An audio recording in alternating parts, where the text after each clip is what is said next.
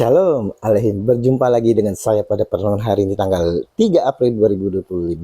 Mari saudara, di pagi yang cerah ini kembali kita mau bersyukur dalam doa kepada Tuhan Allah kita yang selalu memberkati kita. Dan juga jangan lupa berilah senyuman dan sapaan kepada sesama kita. Kita awali perenungan pagi hari ini dengan tanda kemenangan kita. Dalam nama Bapa dan Putra dan Roh Kudus, amin. Mau hidup setia. Bacaan itu di hari ini diambil dari kitab Keluaran 32 ayat 7 sampai dengan 14 dan Injil Yohanes 5 ayat 31 sampai dengan 47. Saudara-saudaraku yang terkasih di dalam kasih Kristus, kita sebagai manusia, saudara, seringnya tidak setia dengan omongan kita, dengan janji-janji kita. Tidak sedikit dari pasangan yang tidak setia dengan janji perkawinannya.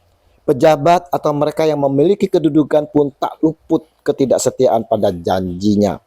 Hidup ini seringnya dijalani dengan kepalsuan. Hanya Tuhan Allah yang selalu setia dengan janjinya.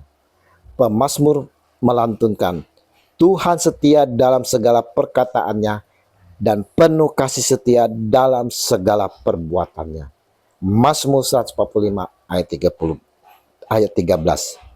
Dan Allah sendiri bersabda, tetapi kasih setiaku tidak akan kujauhkan daripadanya, dan aku tidak akan berlaku curang dalam hal kesetiaanku. Mazmur 89 ayat 34. Rasul Paulus pun menulis kepada jemaat di Korintus, sebab Allah setia, dan karena itu Ia tidak akan membiarkan kamu dicobai melampaui kekuatanmu. 1 Korintus 10 ayat 13. Saudara-saudara, Allah melihat perbuatan manusia ciptanya yang hidupnya menjauh darinya. Segala perbuatan dosa yang diperbuati manusia membuat murka Allah. Saat Allah melihat bangsa Israel yang dipimpin Musa keluar dari Mesir telah berbuat dosa, saudara, berfirmanlah Tuhan kepada Musa, pergilah, turunlah, sebab bangsamu yang kau pimpin keluar dari tanah Mesir telah rusak lakunya. Segera juga mereka menyimpang dari jalan yang kuperintahkan kepada mereka. Mereka telah membuat anak lembu tuangan, dan kepadanya mereka sujud menyembah dan mempersembahkan korban, sambil berkata, hai Israel, inilah Allahmu yang telah menuntun engkau keluar dari tanah Mesir. Keluaran 32 ayat 7 sampai dengan 8. Saudara, kehidupan kita pun saat ini, saudara, sama seperti bangsa Israel yang telah menyimpang dari jalan yang diperintahkan, yaitu jalan kebenaran.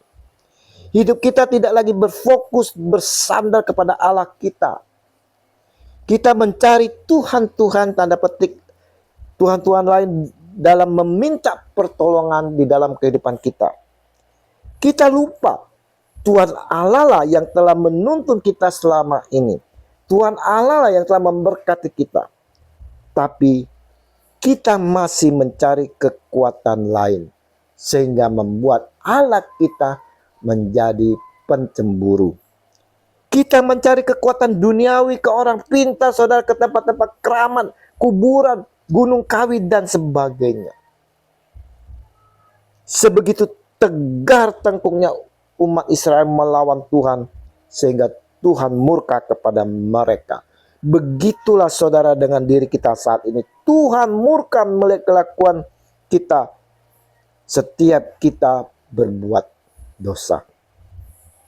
Melihat ini dengan ketidakkesetiaan kita kepadanya, sama seperti bangsa Israel, di mana Allah berfirman melalui Musa, yang mana ini juga saudara ditujukan kepada kita sekalian pada saat ini.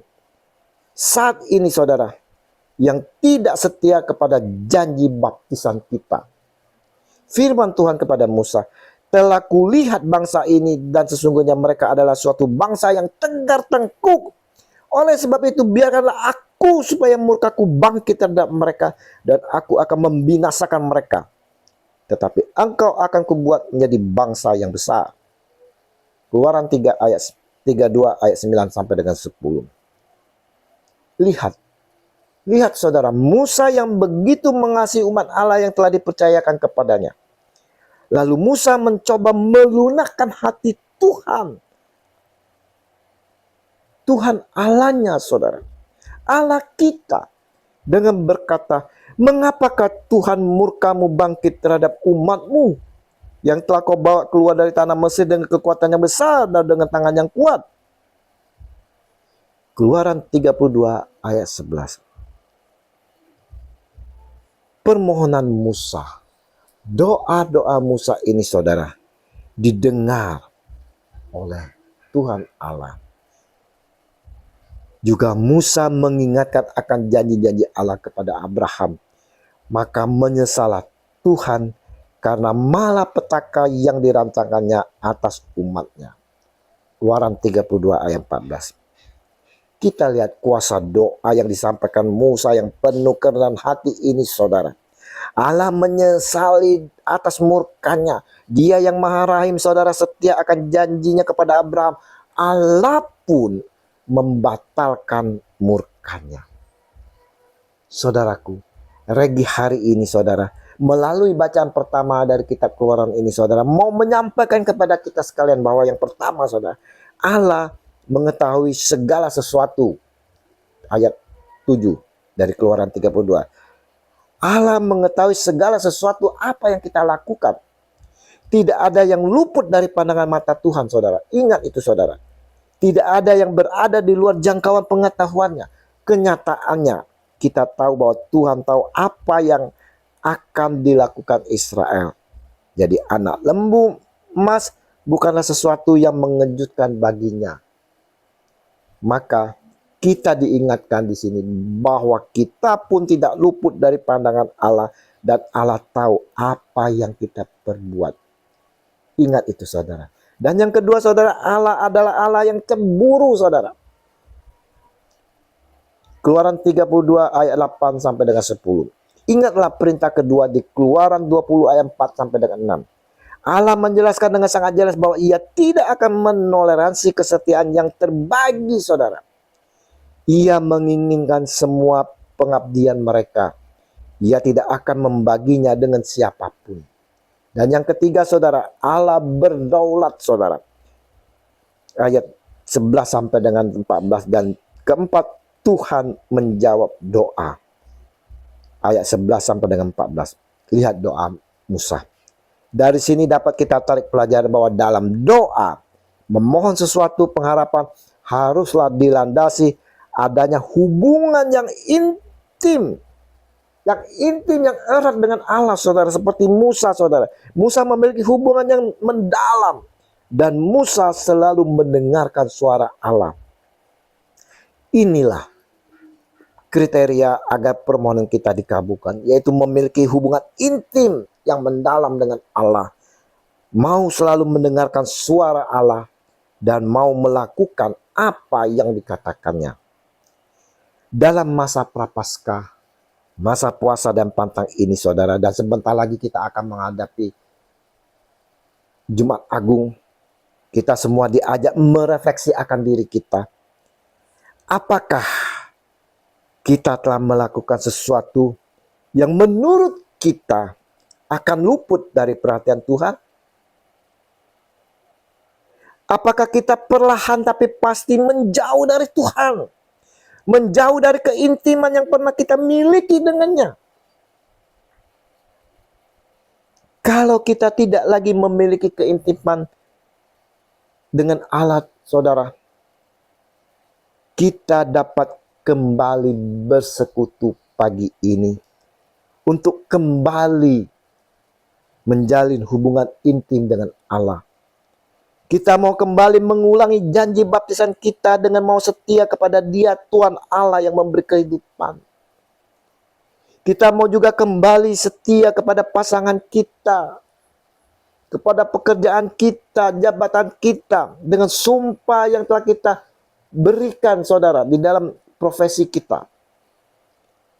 Kita mau hidup di dalam kesetiaan. Kesetiaan kepada Allah, kepada pasangan, kepada keluarga, kepada pekerjaan, kepada apa saja, saudara. Kita harus hidup di dalam kesetiaan. Tuhan Yesus, saya menyadari telah jauh daripada Engkau, dengan tidak setia lagi kepada Engkau. Jauhkanlah murka-Mu dariku ya Allah, dan aku mau berjanji kembali setia kepada Engkau Allahku yang hidup. Dengan pertolongan rahmat Roh Kudus, biarlah saya mampu selalu setia kepada Engkau, kepada pasangan, kepada keluarga, kepada pekerjaan, dan kepada semuanya. Biarlah aku boleh luput dari murka-Mu, Tuhan Allahku yang hidup dan berkuasa, kini dan sepanjang masa. Amin. Dalam nama Bapa dan Putra dan Roh Kudus. Amin. Shalom.